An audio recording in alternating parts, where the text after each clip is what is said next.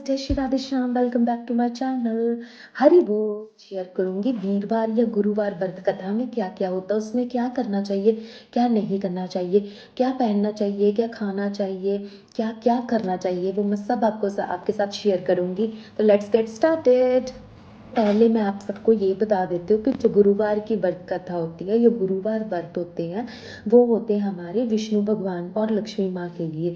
जो विष्णु भगवान को मानते हैं वो गुरुवार का व्रत ज़रूर करते हैं। कई तो पूरी लाइफ टाइम करते हैं और कई कुछ होते हैं जो को संकल्प लेते हैं कि जैसे वो 5 का करेंगे, 7 का करेंगे, 21 का करेंगे, 11 का करेंगे, ऐसा तो संकल्प ले लेते हैं। ठीक है, तो कई तो पूरे लाइफ टाइम ही करते हैं, मतलब जैसे जिसकी श्रद्धा उसके अनुसार वो कर सकते हैं। ठीक है, तो ये तो मैंने बता दिया कि ये व्रत होता है हमारे लक्ष्मी नारायण जी के लिए जो लोग रखते हैं। तो इसके बाद क्या इसमें और क्या क्या होता है, हमें लक्ष्मी नारायण जी को क्या क्या चढ़ाना होता है, क्या क्या अर्पित करना होता है इस व्रत में, मैं सबको आप सब कुछ आपको डिटेल में बताऊंगी।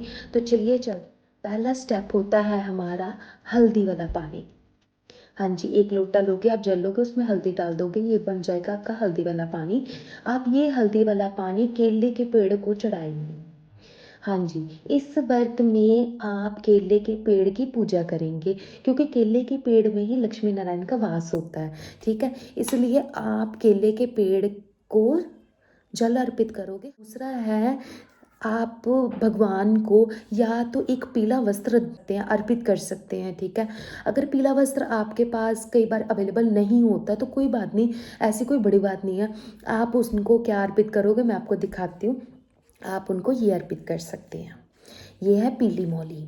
ठीक है, ये मौली को आप कैसे अर्पित करोगे, इस मौली को आप निकालोगे, तोड़ोगे, ठीक है, और केले के पेड़ को ऐसे बांध दो, क्योंकि ये मौली भी वस्त्र का ही काम करता है।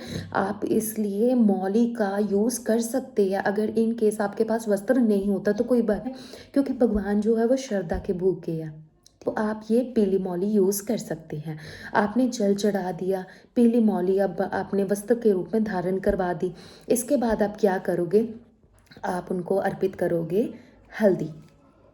ये हल्दी है, ये देखिए मैं आपको दिखाती हूँ।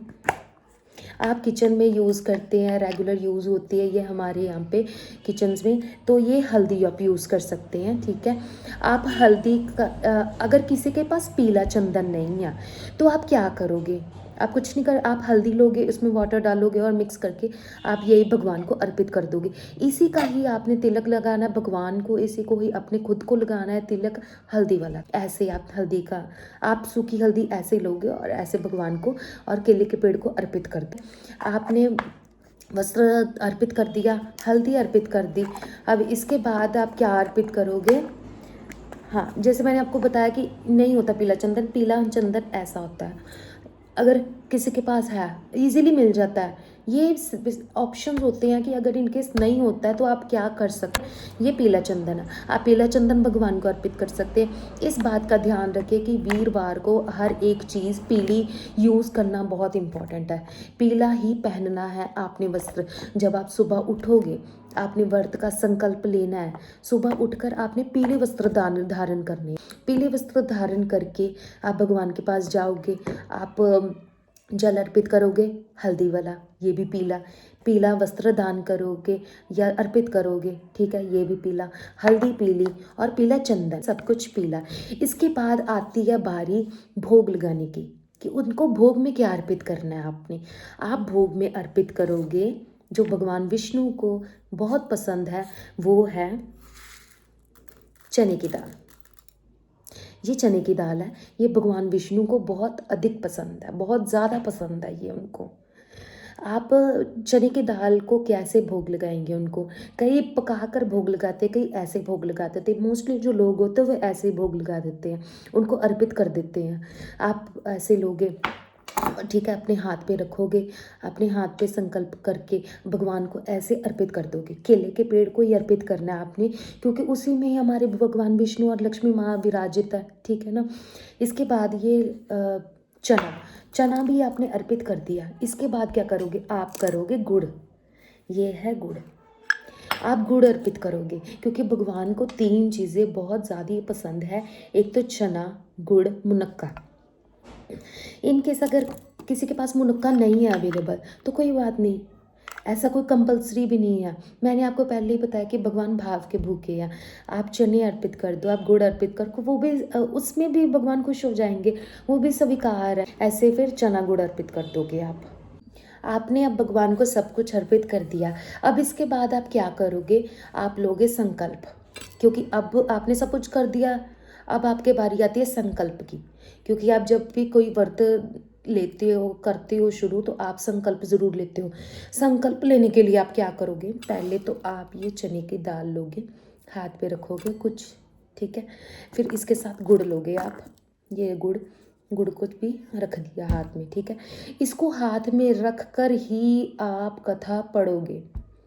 आप इसके बिना आप नहीं पढ़ सकते कथा। हाँ, मैं आपको दिखाती हूँ कि ये कैसे करना है आपको।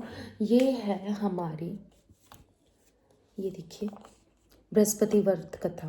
ये हमारे भगवान विष्णु लक्ष्मी जी। इसको आप जब ये पूरी कथा पढ़ोगे, आपको हाथ में लेकर ये गुड़ चना लेना है, ये पूरी कथा पढ़ोगे, आरती करोगे। जब ये सब कुछ हो जाएगा, तब उसके बाद आप भगवान को अर्पित कर दोगे, आप भगवान को अर्पित कर दोगे। ऐसा आपका संकल्प माना जाएगा। और ये कथा पूरी पढ़ने के बाद, इसको इनका भी भगवान का आशीर्वाद लेने के बाद ये आपका पूरा हो जाएगा कंप्लीट। आप आरती कर दोगे। आरती के बाद आप जो प्रसाद भगवान के लिए लाए हो, वो भगवान को पहले अर्पित करोगे, फिर लोगों में बांट दोगे। लोगों में बांटने से क्या होगा, फल जो होगा दुगना हो जाएगा। तो ऐसे है। इसके बाद क्या होगा, आप सब कुछ कर दोगे, हमारा व्रत भी स्टार्ट हो गया। अब हम इस व्रत में क्या खाएंगे, आप खाओगे फल, आप फल खाओगे। बस एक फल नहीं खाना, वो है केला, क्योंकि जिसको आप पूज रहे हो उसको आप नहीं खाओगे। आप केला नहीं खा सकते, आप बाकी कुछ भी खा सकते हो। इसके बाद आप, जब ये सारा हो गया, ठीक है, आप दान भी दे सकते हैं। दान भी देना बहुत शुभ माना जाता है। आप किसी को भी दान दे सकते हैं, पर दान देना आपको पीली चीज़, केले का दान देना सबसे बेस्ट है। आप केले का दान दीजिए। आप केले का दान दोगे तो बहुत अच्छा माना जाएगा।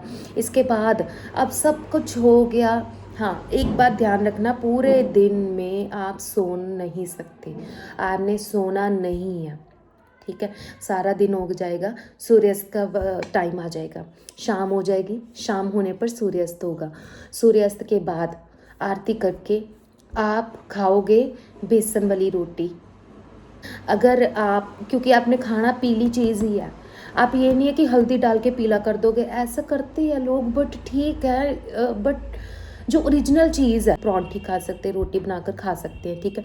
चने, ये जो चने की दाल है, चने में आप नमक नहीं ले सकते, आप नमक नहीं खा सकते इस व्रत। मीठा खा सकते हैं आप, बेसन का हलवा खा सकते हैं, बर्फ़ी खा सकते हैं, कुछ भी खा सकते हैं पीली चीज़, पर आप नमक नहीं ले सकते, नमक नहीं आप पा सकते।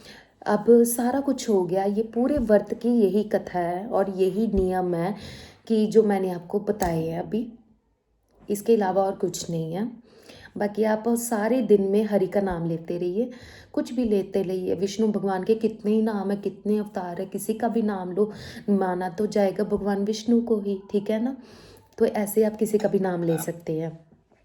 इसके साथ ही मान्यता बहुत ज़्यादा अधिक है, बहुत ज़्यादा है। तो इसलिए सभी को ये व्रत करना चाहिए, जिसके मान्यता, जिसके सामर्थ्य है ज़्यादा लेके जाने तक का, तो आप लेके जा सकते हैं व्रत को। बट नहीं तो लोग क्या करते हैं, 5, 7, 11 ऐसे कर लेते हैं, उसमें भी कुछ बुराई नहीं है। बस बाकी ये व्रत बहुत अच्छा है। तो और भगवान विष्णु और लक्ष्मी माँ का आशीर्वाद लेकर इस ब्लॉग को एंड करते हैं। Thanks for watching and do subscribe my channel. जय जय श्री राधे श्याम, हरि बोल।